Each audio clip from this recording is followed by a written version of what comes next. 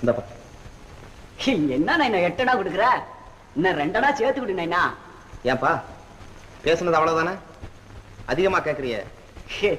என்ன நைனா உச்சி வயல்ல இவ்வளவு தூரம் தூக்கிட்டு வந்திருக்கேன். மனசு வந்து 8 அணா கொடுக்குறிய. நல்லா இருக்கா? இல்ல சொல்றேன், உனக்கே நல்லா இருக்கா? டேய் டேய் டேய், ஏன்டா சண்டை போடுற? கொடுத்ததை வாங்கிட்டு போடா. ஏன்டா சண்டை? அடச்சே, சும்மா கடடா பிச்சைக்கார பையல. பாத்தியா பாத்தியா, பிச்சைக்கார பையன்றான் பாரியா, பிச்சைக்கார பையன்றான். இவன் குபேர மச்சான்.